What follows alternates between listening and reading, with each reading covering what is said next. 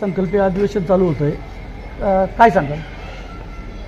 आपल्याला कल्पना आहेच की महाराष्ट्राचा अर्थसंकल्प या अधिवेशनामध्ये 6 मार्चला मांडण्यात येणार आहे. लोकसभेची निवडणूक झाली, विधानसभेची निवडणूक झाली, महानगरपालिकांच्या निवडणुका झाल्या, आता काही ठिकाणच्या जिल्हा परिषदांच्या निवडणुका झालेल्या आहेत, काही ठिकाणच्या व्हायच्या आहेत. आज चांदवडला रेणुका मातेच्या दर्शनासाठी मी आले होते.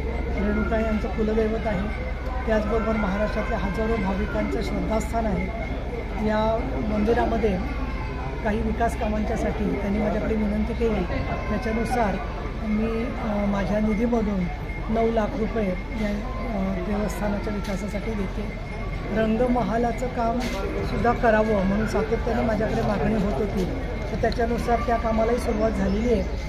राज्य शासनाचं पूर्ण लक्ष याकडे आहे.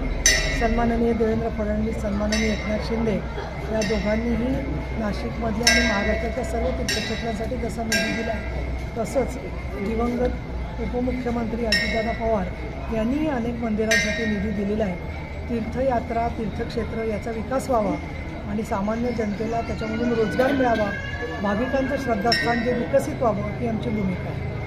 काही मालेगावच्या महापौर, उपमहापौर शाने हिंद यांनी आपल्या दालनामध्ये एक याची टिपू सुलतानांची जी फ्रेम लावली आहे, शिवसेनेच्या सर्वच पदाधिकाऱ्यांनी त्याचा जाहीर निषेध केलेला आहे.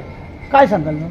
मला असं वाटतं की उपमहापौरांनी काहीतरी गैरसमजामधून किंवा चुकीच्या माहितीच्या आधाराने टिपू सुलतानांबद्दल त्याचा फोटो लावलेला आहे.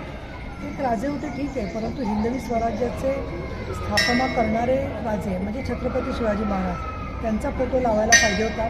पण आता लोकांच्या आंदोलनानंतर टिपू सुलतान यांनी त्यांचा फोटो काढलेला आहे आणि म्हणून मला असं वाटतं की त्यांनी छत्रपती शिवाजी महाराजांचं चरित्र नीट वाचावं आणि टिपू सुलतानांचंही वाचलं तर त्यांना कळेल की जनतेचे हिताचे रयतेचे राजे जे आहे ते छत्रपती शिवाजी महाराजच होते.